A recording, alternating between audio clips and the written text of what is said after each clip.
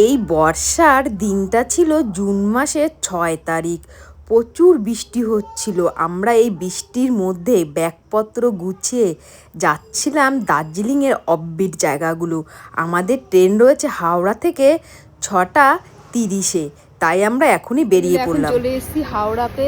এই যে এত বৃষ্টি, বাড়ি থেকে যখন বেরিয়েছি এত বৃষ্টি, ওই কারণে ভিডিও করা হয়নি। এই যে আমাদের ফুল টিম, এই যে ভাই আছে, ভাই আটকে গেছে, ভাই আসতে পারেনি। হাওড়া থেকে যেহেতু ৬টা ৩০-এ আমাদের ট্রেন ছিল, আমাদের বাড়ি থেকে বেরোতে হয়েছিল ২টো ৩০-এর ট্রেনে। এই দেখো আমরা বলতে বলতে কিন্তু হাওড়াতে পৌঁছে গেছি। এদিকে কোনো বৃষ্টিই ছিল না।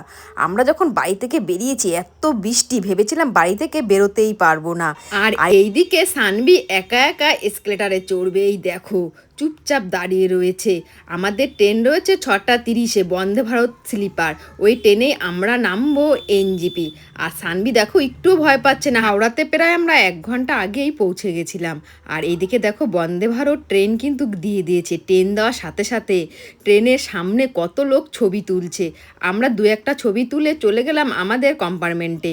আর আমরা কিন্তু অনেকজনই ছিলাম, তাই ভাই আর জয় একটা জলের পেটি পুরো টেনে তুলে নিচ্ছে, কারণ অনেক জল আমাদের লাগবে। ট্রেন থেকে জল দেবে, তবু আমরা কিন্তু জল তুলে নিয়েছি। আর এইদিকে আমরা সবাই এক এক করে টেনে উঠছি। অনেক কিন্তু লাগে, যেহেতু আমরা 7 থেকে 8 জন ছিলাম।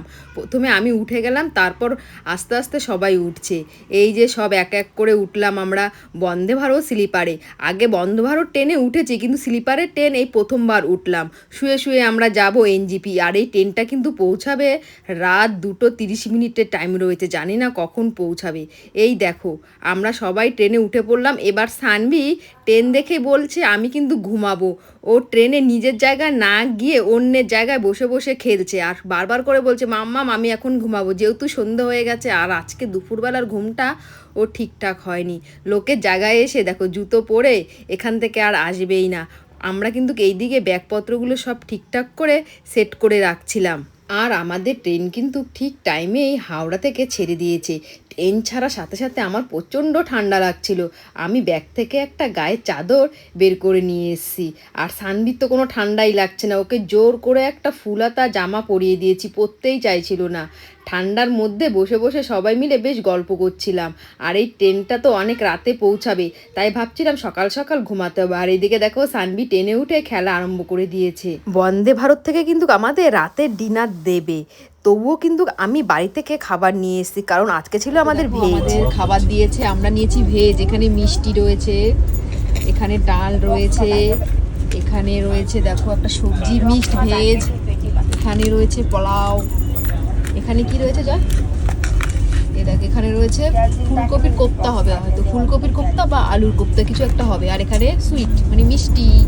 এ হচ্ছে আমাদের বন্দে ভারতের আজকে ডিনার। এই দেখো ডিনার। আর আমরা তো বাড়ি থেকে নিয়ে এসেছি খাবার, যেহেতু আজকে আমাদের ভেজ, তো এখানেও ভেজ দিয়েছে। আর এখানে সানভি বলছে খাবে। সানভি কি খাবে? খাবে না। চলো এবার আমরা খেয়ে নিই বন্দে ভারতের খাবার। এনজিপিতে নেমে গেছি ভোর 3টের সময়। তো আমরা এখন যাচ্ছি লাভার উদ্দেশ্যে। এখান থেকে নিয়ে নিয়েছি মোমো সকালের ব্রেকফাস্টে, আর খেয়েছি দেখো ডাব। এই যে ডাব রয়েছে, ওখানে চা কফি সব কিছু পাওয়া যায়, ওখান থেকে মোমো নিয়েছি। আর এইদিকে দেখো সানভি ঘুরছে। আর এটা তো পুরো মেন রোড, আমরা এই রোড ধরেই কিন্তু যাবো। চারোদিকে মানে দুপাশটা রাস্তা, দুপাশে চা বাগান।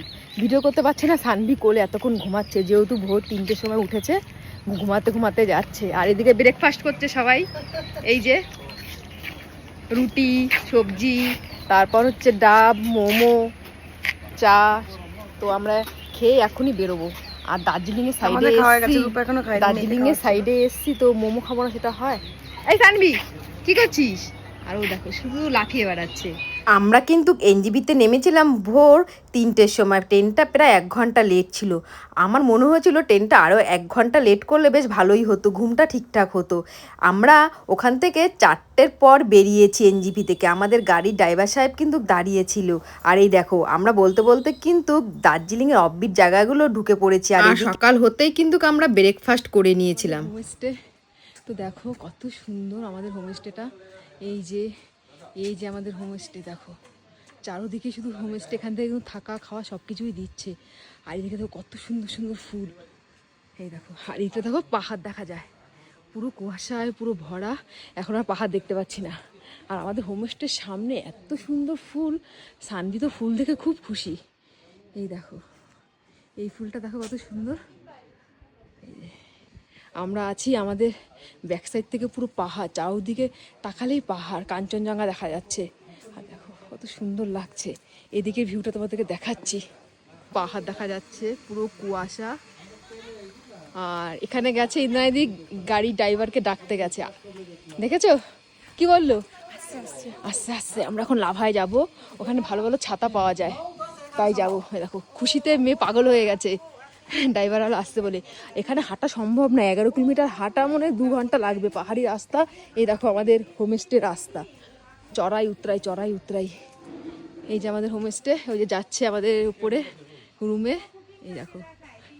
চলো, সকালবেলা আমরা কিন্তু পৌঁছে গেছিলাম আমাদের রুমে। প্রথমে আমরা এসছি ঋষভ, খুব সুন্দর, দেখো চারোদিকে শুধু মেঘের আনাগোনা। আমরা রুমে রেস্ট নিয়ে খাওয়া দাওয়া করে এখন আমরা বেরিয়ে গেছি লাভার উদ্দেশ্যে। এটা হচ্ছে লাভা, সত্যি লাভাটাও কিন্তু খুব সুন্দর ছিল। প্রথমে আমরা অব্বির জায়গা বলতে ঘুরে নিলাম লাভা আর ঋষভ। লাভা থেকে কিছু শপিং করছিলাম, এদিকে দেখো সবাই দাঁড়িয়েছিল। আর আমাদের হোমস্টেটা এত সুন্দর ছিল, আর ভিউটা শুধু দেখো, আমাদের রুম থেকে আমাদের হোমস্টের ভিউটা সত্যি খুব সুন্দর। ইচ্ছা আছে আরও একবার লাভা আর ঋষভ যাব। তোমরা যারা এখনো যাওনি লাভা আর ঋষভ, একবার ঘুরে এসো। এনজিবি থেকে আমাদের ঋষভ আসতে সময় লেগেছে প্রায় 4 ঘন্টা। আমরা প্রায় 9টার সময় আমাদের হোমস্টে পৌঁছে গেছিলাম। ওখানে আমরা দুপুরে লাঞ্চ করে আমরা কিন্তু বেরিয়ে গেছিলাম লাভাতে, চারদিকটা ঘুরে দেখলাম। পরের দিন সকালবেলা আমি আর যেতে পারিনি। সকাল সকাল ভাই আর জয় এই দেখো দুজনে বেরিয়ে পড়েছে আমার ফোন নিয়ে। আর কত সুন্দর ভিউ, যেহেতু প্রচুর ঠান্ডা, সানভিকে নিয়ে আর বেরোলাম না অত সকালবেলা। ভাই আর জয় এত সুন্দর জায়গা ঘুরলো, পরে আমাকে এই ভিডিওগুলো দেখালো, তাই তোমাদেরকে শেয়ার করছি। আর এখানে কিন্তু প্রচুর জোক আছে, ভাইয়ের পায়ে যোগ ধরেছিল, সেটাও কিন্তু ভিডিও করে এনেছি। কিন্তু আমরা ঋষভ থেকে বেরিয়ে যাব, আমরা কিন্তু ঋষভই ছিলাম, লাভাতে কিন্তু আমরা থাকিনি। লাভাতে শুধু একটুখানি ঘোরাঘুরি করে চলে এসেছি আমাদের রিসোর্টে। আর আমাদের এই রিসোর্টের খাবার দাবারগুলো এক কথায় পুরো অসাধারণ, পুরো মনে হচ্ছে বাড়ির রান্না আমরা খাচ্ছি। আজকে আমরা চলে যাচ্ছি ঋষভ থেকে রামধুরায়। রামধুরায় একদিন থেকে তারপর আবার চলে যাব অন্য জায়গায়। পরবর্তী ভিডিওতে আসছে রামধুরা।